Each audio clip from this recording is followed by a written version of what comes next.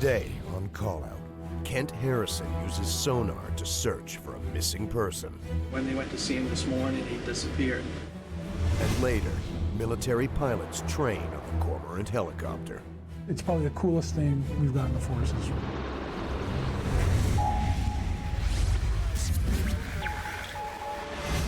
Sunday, 12:20 p.m. Kent Harrison's search and rescue are on scene at the Harrison River to look for a missing person. Last seen at midnight last night. The subject is a male in his late 20s who was camping by himself on a gravel spit. Some relatives of his dropped him off there, and when they went to see him this morning, he disappeared. The subject might have left on foot, but the team is quick to rule this out. I'm going to go far. This is really ugly bush in here. There's no... Other people were camping at the north end of the spit. They both had two dogs, and they really felt that if somebody had passed by them in the night, bearing in mind that the spit is quite narrow, that the dogs would have alerted them to somebody in the area. And they're absolutely positive that nobody came past them in the night. The subject's boots were found at the campsite, further suggesting that he hadn't attempted to hike out. All his stuff was still there, his cell phone, personal gear, shoes, everything. Nothing moved. The fact that all his gear was still there, it really led us to think that the subject had gone into the water. Unfortunately, both sides of the gravel bar are equally dangerous. On the eastern side stretches a 2 to 3 meter deep reed-infested floodplain that looks deceptively shallow. On the western side flows the main channel of the Harrison River, which conceals a strong current under its calm surface. If he had fallen in on the west side of the spit, the current would have taken him quite a ways down the river. Hoping to locate some clues or evidence, 2 members are sent on jet skis to search the flooded area. Other crews are deployed on a jet boat to cover the length of Harrison River between the point last seen and the river's confluence with the Fraser. The water was not clear at this time. It was full of glacial silt. So what would normally be clear water was actually quite murky and difficult to see into. So murky, in fact, that after an extensive search, nothing was detected. Search manager Neil Brewer decides to suspend the search until they can bring in proper tools for the job. 3 days later, the SAR team returns to Harrison River to pick up where they had left off. So today we are assisting the RCMP dive team, and hopefully we'll have a positive outcome. The team's 27-foot jet boat, the Spirit of Harrison, takes the crew as well as 2 members from the RCMP dive team to the flooded area east of the spit. They hope that today will bring some kind of closure to the family of the missing subject. The team had received some emails during the week from a family member asking why the search had been suspended and pleading with us to keep searching because he's sure that his relative would be found. I found that very difficult, but I assured him that we were doing all that we could. The team members who volunteer for search and rescue are everyday people who truly care and empathize with subjects and their relatives. I think most people don't really know what goes into search and rescue and who the people are that do it. And we have the lady that works at the video store, we have general handymen and people who work in finance, the lady that works at the bank, you know, they're people from the community. Even though we knew there was a high likelihood he would turn up in a few days, we still went out there and did whatever we could to search for him. For today's task, the RCMP has brought along their side-scan sonar. The RCMP's sonar is a vertically oriented sonar that is suspended on a tripod. So that works by dropping the tripod into the water, and it then does a sweep of 360 degrees, and it's very accurate. The sonar sends focused sound waves to the bottom of the river, which are then reflected back and displayed as an image on the connected monitor. The crew sweeps the riverbed in 85-meter increments with sufficient overlap to to ensure a complete and accurate scan. Let's go, so our stern is just at the back end of this weed patch. We've been at it about an hour now. Slow going. The whole area was covered with these underwater reeds that really hampered the ability of the sonar to scan a wide area. So it was a long process to try and cover the whole area. As the morning comes to a close, the crew reconvenes with the search managers to come up with a plan for the afternoon. Kent Harrison Search and Rescue decides to use its own side-scan sonar in the main channel of the Harrison River. The SAR team's sonar applies the same technology as the RCMP's unit, with the added bonus that it can be towed behind a moving vessel. It's able to scan a wide area while moving, so we're able to cover a large area in a shorter amount of time. A crew of 3 scans the floor of the Harrison River, while 2 other members search the shorelines on jet skis. They thoroughly cover the area from the point last seen to 4 kilometers down the Fraser River, but find nothing. At 4 p.m., the search is again suspended. Friday, 5:35 p.m. 5 days after the initial call-out, the team is paged by the RCMP and muster at SAR base. Where we were the other day, and it's to do a code 4. Some fishermen had spotted what they thought was a body floating in the water near the end of the spit. Because of the reeds, the body had been submerged and undetectable until now. As the team prepares to leave, a truck rolls up. It's a relative of the subject. We're going across the bridge. We told them, well, just follow us and the RCMP will be there and you can talk to them about the situation. We try as much as possible to keep them informed and involved, but at the same time, we have to focus on the incident, and we rely very much on the RCMP and their resources to cater for the family members and relatives on scene. At Harrison River, 2 SAR members on jet skis head to the gravel bar to secure the site. 4 other members take the coroner and 2 RCMP officers aboard their 20-foot rescue vessel, the Shearwater. The RCMP stand by as Kent Harrison SAR members recover the body. Back at the dock, it's a somber moment for everybody as the body is identified by the relative.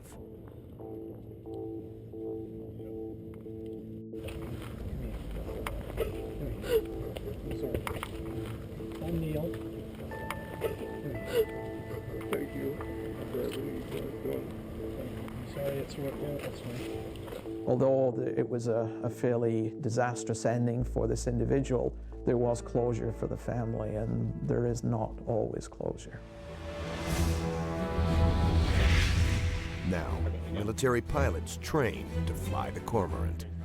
We equated to drinking out of a fire hose the first little bit of the course.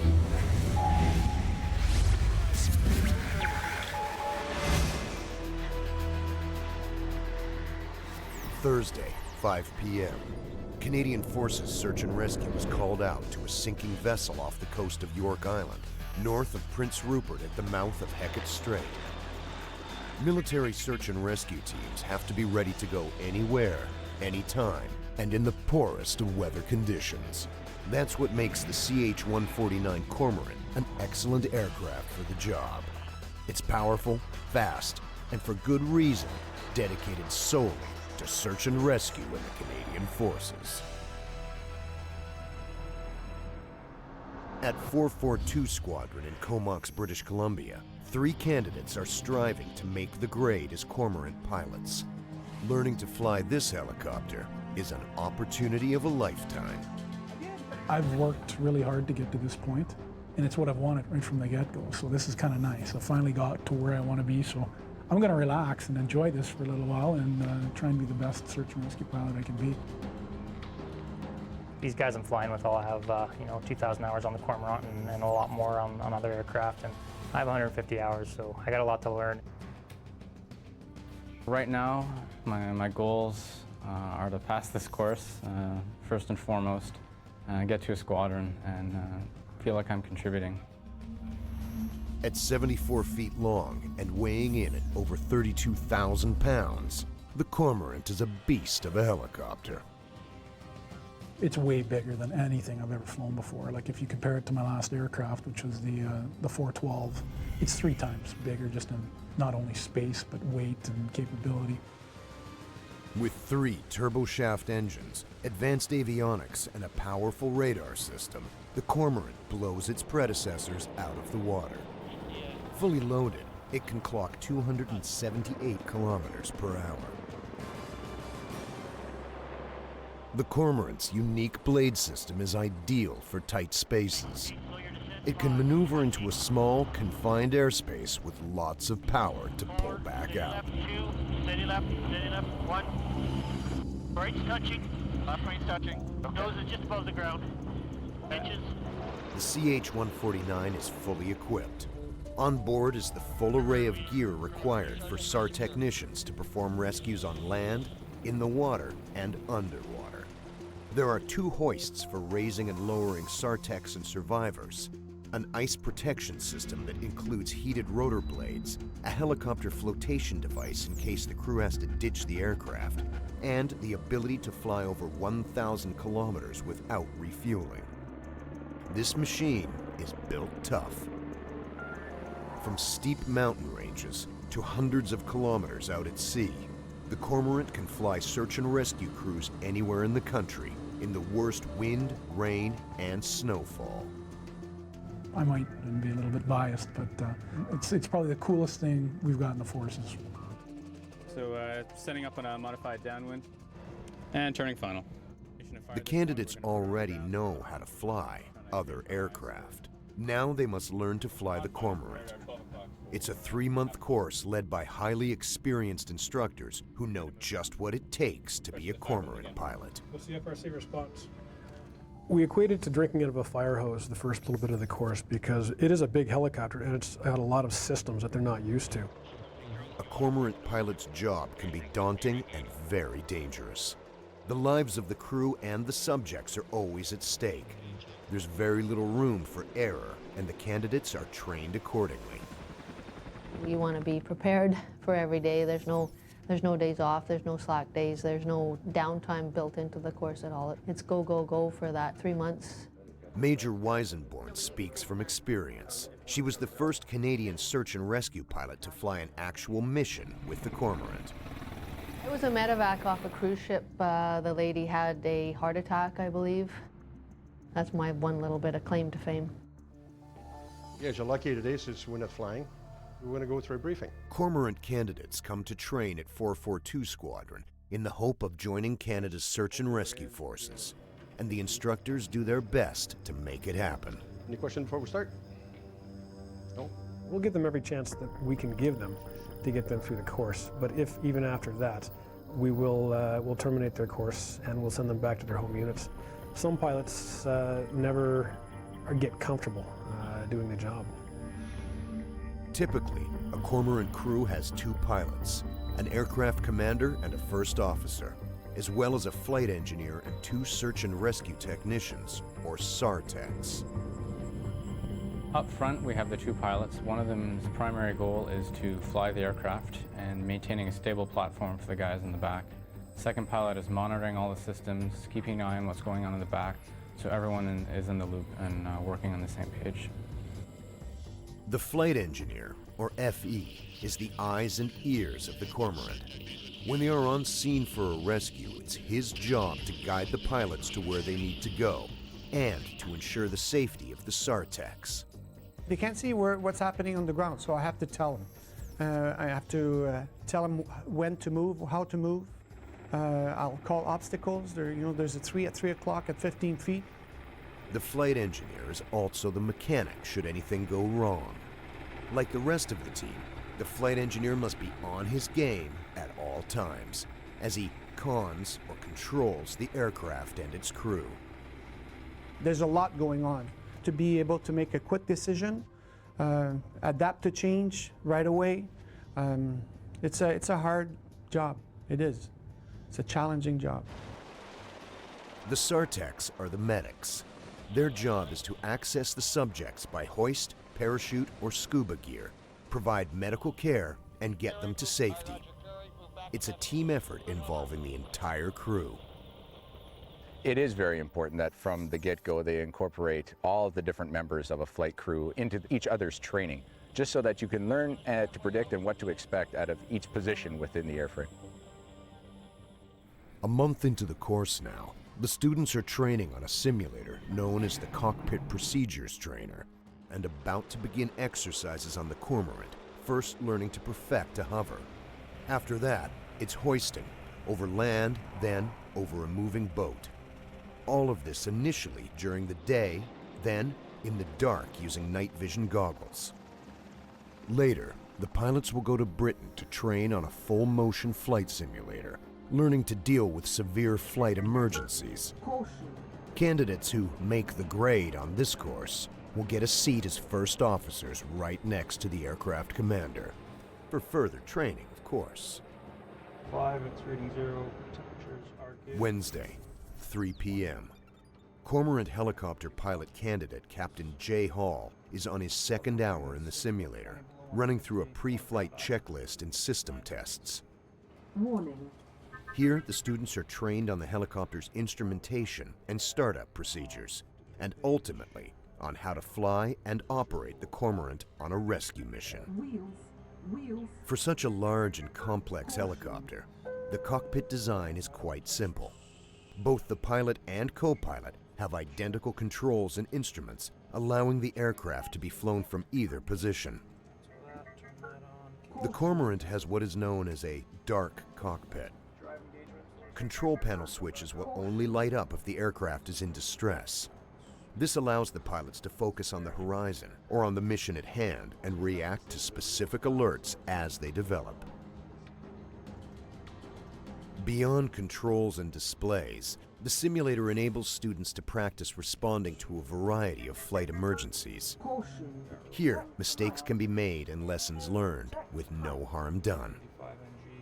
I give them the same things that I've seen, from the very small, insignificant problems such as a button isn't reacting properly, right up to an engine failure or a simulated engine fire where they'll have to take the helicopter and land it as soon as possible. Along with being a safe way to train, the simulator is also very cost-effective. An hour of actual flying time on the Cormorant clocks in at over $18,000. And at about $39 million per helicopter, you don't put it at risk doing system and malfunction exercises. It's really an invaluable tool. And you'll find that when pilots are doing that, they'll get very engaged and it becomes real to them. Caution. Got an over torque.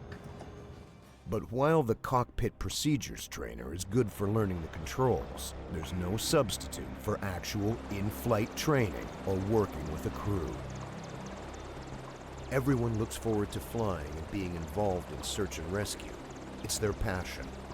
And with a full roster of simulator training now behind them, the pilot candidates gear up for a live exercise. The goal of today's training mission? Maintain the Cormorant in a stable hover position. This may sound like Rescue 101, but a stable hover is a critical component in the rescue process. It's the basis for most missions, hoisting in particular. That's 90% what we're doing here, right? So that's what a search and rescue pilot needs, is a really steady hover. The sheer size and weight of the Cormorant makes hover operations tricky. When fully loaded, the CH-149 can weigh over 32,000 pounds. Keeping this aircraft steady in heavy winds, rains, or snowfalls is quite a challenge.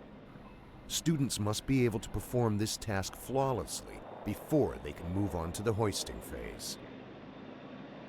During these exercises, the instructor has one simple objective, first and foremost. My role is to make sure the student doesn't kill anybody. It seems a little bit extreme, but they're already pilots. They should know how to fly the helicopter. They should know how to hover the helicopter. We're teaching them how to hover and fly this helicopter. All training missions are followed with feedback from the instructors. We'll sit down in a briefing room.